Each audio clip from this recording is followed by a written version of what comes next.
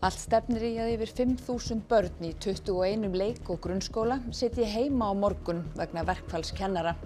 Foreldrar undirbúa næstu daga og ömmur fara landshluta á milli til að vera með börnunum. Bandaríkjaforseti hefur sett tolla á vörur frá helstu viðskiptaríkjum Bandaríkjanna. Utanríkisráðherra Noregs óttast að Norðmenn festist á milli tollamúra Bandaríkjanna og Evrópu. Lyfjafræðingar á Akureyri fengu framandi viðbót við starfsmannahópinn sem vinnur allan sólarhringinn. Nýr Apotex robot raðar í hillurnar og léttir undir með starfsfólki. Kirkjusókn hefur aukist mikið með ungra stráka sem sumir finna trúna á samfélagsmiðlum. Nokkrir Hagaskólastrákar segja að það sé kúl að fara í messu sem þeir gera á hverjum sunnudegi.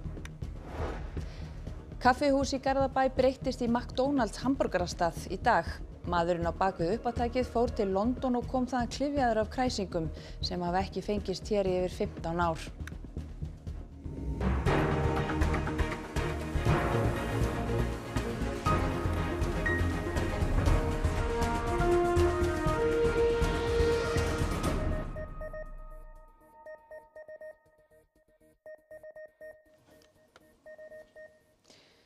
Gott kvöld.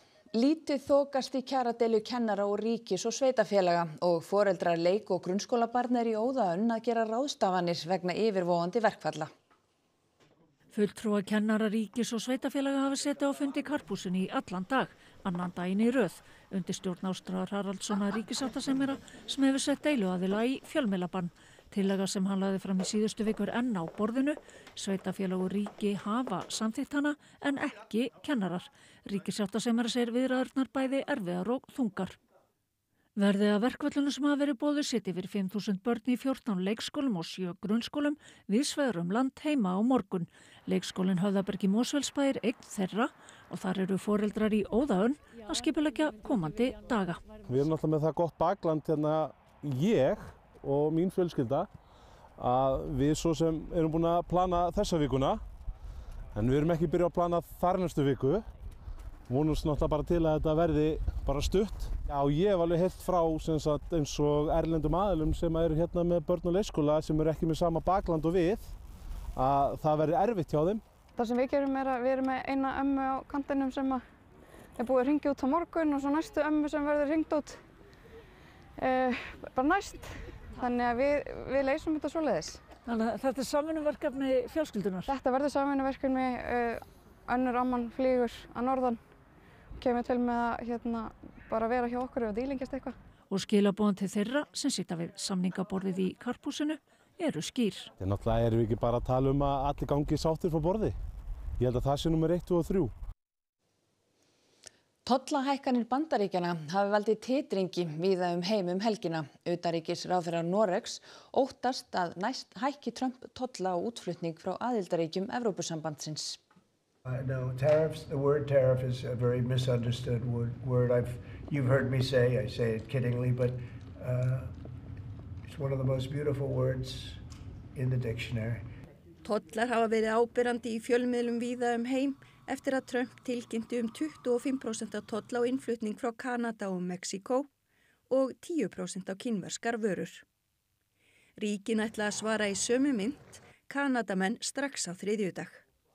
Forsætisráðherrann þar hvetur fólk til að kaupa innlendar vörur. It might mean opting for Canadian rye over Kentucky bourbon or foregoing Florida orange juice altogether. Í færslu á samfélagsmiðlum hvatti Trump Kanadamenn til að sameinast Bandaríkjunum, þá myndu tollarnir falla niður. Viðskiptaráð Kanada og Bandaríkjanna hafa bent á að tollahækkanir bitni á almenningi með verðhækkunum. All the experts have told them this is a non-win situation, basically economic suicide. I mean, domestically prices are going to rise. Trump sagði í dag að kannski verði þetta sársaukafullt en að allt verði það þess virði til að gera Bandaríkin frábæra á ný. Eigendur þessara kínversku verksmiðju sem framleiðir kúrekastígvél fyrir Bandaríkjamarkað höfðu vaðið fyrir neðan sig og fluttu starfsemina til Kambódíu þegar stemdi í að Trump yrði forseti. 订单移过来，然后要求更加到工厂供应链上的工厂呢就一起移过来，所以才造成现在柬埔寨 Trump hefur hótað að hækka tolla á ríki Evrópusambandsins og segir þau ekki flytja nógu mikið inn frá Bandaríkjunum. Talsmaður ESB segir að brugðist verði við af fullum þunga.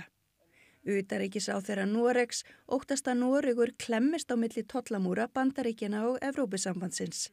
En Noregur líkt og Ísland tilheyrir Evrópska efnahagsvæðinu í gegnum EFTA. Jón Bjarki, hver verða áhrif þessa tollastríðs? Já, nú erum við bara að sjá svona fyrstu skotin í því sem að gæti orðið langt og leiðinlegt stríða heimsvísu, eða minnst kosti hjá Bandaríkjunum gagnvart restina af heiminum.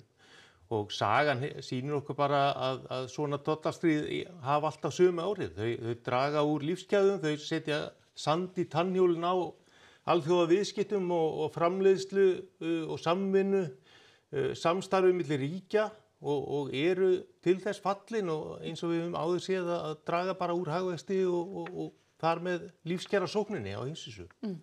Nú hefur Trump hótað svona tollum á Evrópusambandsríkin. Eigum við ekki eftir að finna fyrir áhrifum þess hér á landi? Það eru líkur á því.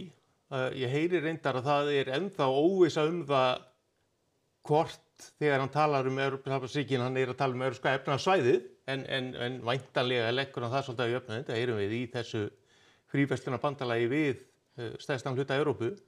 Og ef að til þess kemur, þá verða áhrifin neikvæð á útflutninga eins og til dæmis á sjávarafurðum og öllum mögulegu til Bandaríkjanna sem eru það bil 10% af okkar utanríkisviðskiptum. Já, og einmitt Bandaríkin eru eitt okkar helsta viðskiptaríki. Hvaða atvinnugreinar eru það hér sem kannski koma til með að finna mest fyrir þessu ef það þessu verður? Svona augljósasta og það sem að væntanlega flestum kemur fyrst upp í hugan þetta sjávarútvegur. Við flytjum út aftur eitthvað í kringum 10% af okkar sjávarafurðum til Bandaríkjanna, oft nokkuð verðmætar afurðir. En það sem kannski meira til ratatum að það alls konar önnur starfsemi sem að byggir á því að hafa greiða leið til Bandaríkjanna með bæði með að fá aðföng og flytja alls konar milli, svona hálfframleidda vörur, allt mögulegt. Við erum til dæmis með myndarleg vaxtarfyrirtæki hér í landinu sem að byggja að hluta á þessu greiða sambandi við Bandaríkin. Fyrirtæki eins og Alvotech, Marel, JBT, Keresis núna og fyrir þessi fyrirtæki verður þetta hugsanlega töluveri þrándur í götu ef þetta vindur upp á sig. Takk fyrir þetta Jón Bjarki, við fylgjumst áfram með. Nýr Landspítali rís hratt og framkvæmdir á árinu snúa að mestu að frágangi innanhúss. Spítalinn kostar 200 milljarða króna. Búið að setja upp útveggi á meðferðarkjarnanum og undirbúningur hafinn við innivinnu á legudeildunum sem verða á 5. og 7. hæð. Bílastæða og tæknihús verður klárt páskana. Þetta eru 70.000 fermetrar, eitt stærsta hús á Íslandi. Það eru 8 hæðir. Það eru 2 kjallarar, þannig að húsið 6 hæðir hérna á Burknagötunni en 5 hæðir ofan götu við Hrafnsgötuna og 2 efstu hæðirnar sem eru á 4 stöngum af 5, svo sjáum á byggingunni að þær eru með legudeildarrými, það eru einstaklingsherbyggi, 200 talsins. Stefnt að því að taka meðferðarkjarnan í notkun 2029. Við ráðgerum að í dag að skila honum í 2028 fullbúnum en þá eftir að preppa spítalanum upp með tækjum og búnaði og síðan að flytja á milli bygginga og annað og ég að vonast til þess að starfsemin verði komin í gagni 2029. Framkvæmdin svo dýrasta á Íslandi til þessa. Uppfærð heildaráætlun kostnaðar var gefin út í fyrra og þar kom fram að uppbyggingin standist kostnaðaráætlanir með 0,6% frávikum. Á árunum 2024 til 2030 gert ráð fyrir að kostnaðurinn sé 120 milljarðar. Heildarkostnaður þó mun hærri. Fyrsti áfangin eru 4 hús, ef við tökum hús heilbrigðisvísindasviðs Háskóla Íslands með og síðan bílakjallarinn og bílastæðahúsið. En við erum vissulega líka byrjuð að vinna upp á Grensás og erum byrjuð að vinna með 10.000 fermetra hús á Akureyri. Þannig að þetta tengist í raun og veru því en þá erum við að tala á annað 100 milljarða í kostnað. Tugir þúsunda tóku þátt í mótmælum í Berlín í dag gegn leiðtogum kristilegra demókrata. 3 vikur eru í þingkosningar í Þýskalandi og fólk vildi lýsa yfir vanþóknun sinni á því að kristilegir demókratar hafi í síðustu vikum sóst eftir stuðningi þjóðernisflokksins AfD til að koma í gegn þingið frumvarpi hert lög gegn innflytjendum. Slíkt hefur ekki tíðkast í landinu og fréttaskýrendur hafa lýst uppátækinu sem pólitískum jarðskjálfta. Lögregla telur að 160.000 manns hafi mætt á mótmælin. Tæplega 38.000 farþegar fóru í millilandaflug Akureyrarflugvöll í fyrra. Aukið sætaframboð í ár í takt við væntingar í ferðaþjónustu og þykir merki aukinn áhuga.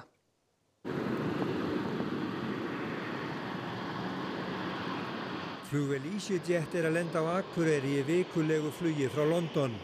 En auk þess flýgur félagið einu sinni í viku frá Manchester. Þá bjóða 2 ferðaskrifstofur upp á vikulegt leiguflug til Hollands og Sviss.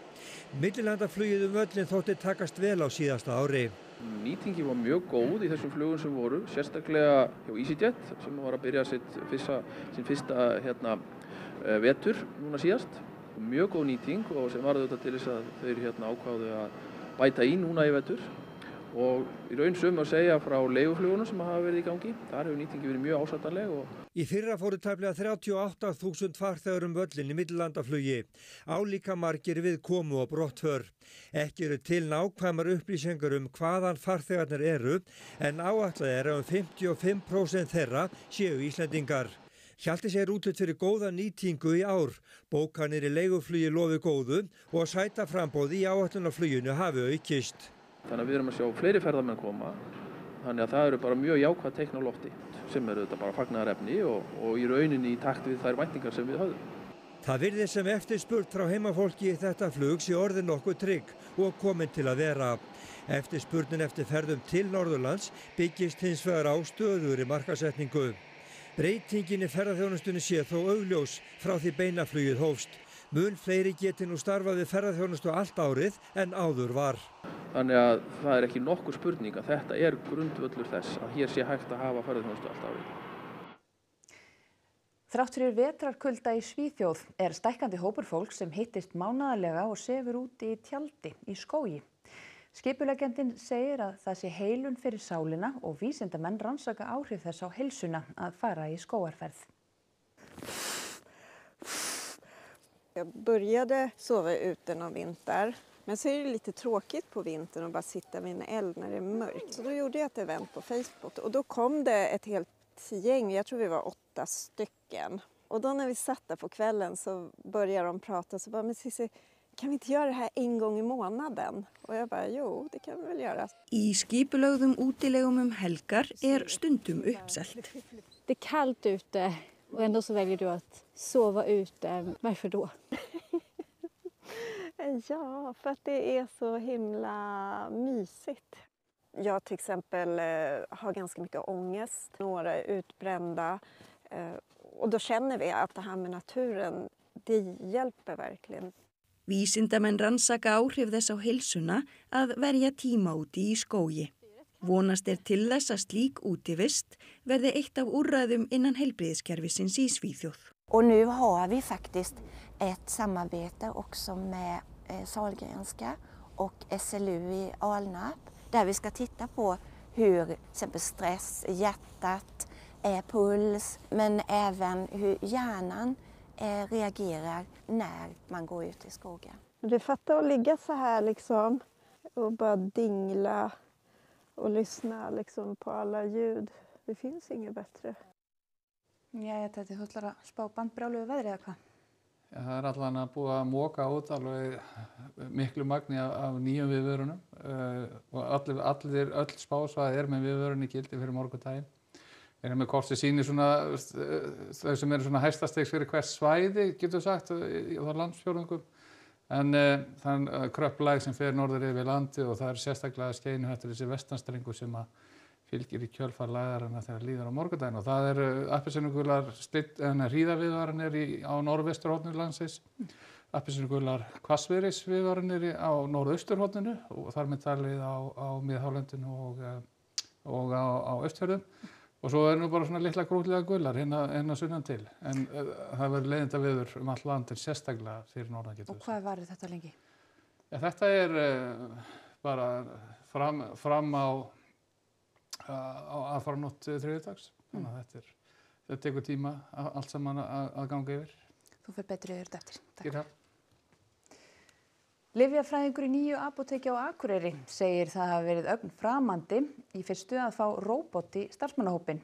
Hún segir breytinguna liði að auka aðgengi fólks að lyfjafræðingum. Hér hluti af lyfjunum sem kom í morgun og ég helli þeim bara hérna ofan í. Hann vélknúinn yngsti starfsmaðurinn í nýju apóteki sem opnaði á Akureyri í byrjun árs. Aðeins var til einn slíkur á landinu fyrir. Sá staðsettur í Reykjavík og hefur verið í notkun í rúman áratug, en öfugt við þann nýja sá gamli ekki til sýnis. Og hann raðar þessu svo bara hérna í hilluna af þessari plötu þá? Já, við sleppum við að ganga frá lyfjunum. Er það eitthvað sem ágætt að sleppa við kannski? Já, það bara fínt að hann sjá þetta. Svo tekur hann til á nætuna, þannig að hann að vinna allan sólarhringinn. Og hann þá bara endurraðað eða? Já, bara laga til eftir sig.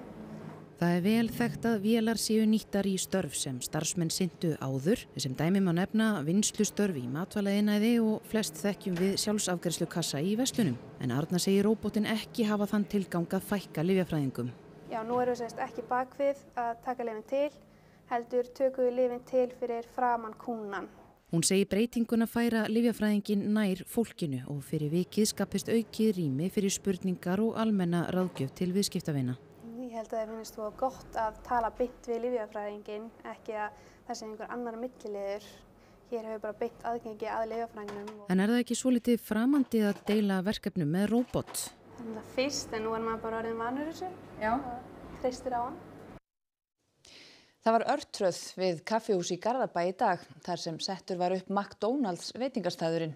Maðurinn á baku uppátækið fór til London og kom þaðan með fullar töskur af kræsingum og bauð gestum og gangandi upp á 100 hamborgara. Tiltaki vakti athygli enda hafa McDonald's hamborgarar ekki verið í boði hér á landi frá árinu 2009 og síðasti borgarinn sem þá var seldur var til sýnis á fake McDonald's eins og staðurinn í Garðabæ var nefndur í dag. Reynda gengu fyrirætlanirnar ekki alveg eftir þar sem ekki fékkst leyfi til að flytja kjötið inn. Borgararnir komið því annars staðar frá en brauðið, meðlætið og auðvitað frönsku kartöflurnar voru frá McDonald's. Og fyrir utan það að gleðja fólk þá var tilgangurinn listrænn. Ég vil að það komi aftur til landsins það væri geggjað en Já, ég vildi að McDonald's kæmi aftur. Já, ég líka. Ég ekki eitthvað brjálaður fyrir McDonald's, mér langar bara að gera gott vídeo og þetta var góð hugmynd. Mér heyrðist að vera 200-300 manns hérna eða eitthvað. Því að það lítur út að vera ógeðslega skemmtilegt að fá McDonald's loksins á Ísland. Uppáhalds veitingastaðurinn minn McDonald's og ég sakna þess að hann ekki á Íslandi. Þetta fyndið, þú verður að viðurkenna það. Er McDonald's í sérstöku uppáhaldi? Nei. Franskar eru það er bara ekki með þess að vera betra nammi sko. Það er bara sama, bara borgari, gott. Trúrækni ungra stráka færist í aukana og það er kúl að mæta í messu, segja vinir í Vesturbæ Reykjavíkur. Spjall kristna trú í frímínútum leiddi til þess að hópur 15 ára stráka úr Hagaskóla mætir nú í messu alla sunnudaga. Hópurinn gengur undir nafninu Church Bros. Það er alveg að bætast alveg smá í samfélagi, því ég myndi segja það, í trúasamfélagi hér á Íslandi. Svona hægt og rólega. Sérstaklega hjá ungum strákum eins og við. Sigurður kemur úr trúaðri fjölskyldu en Orri segir áhugan á kristinni trú hafa aukist eftir að hann fermdist. Þetta er bara búið að vaksa síðan þá, hjá mér persónulega sko. Ég er búinn að hafa áhuga mjög lengi, en ég var ekki alveg viss þegar ég var að fermast.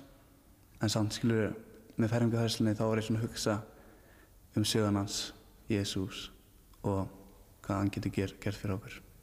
For God so loved the world that he gave his only son, that whoever believes in him should not perish but have eternal life.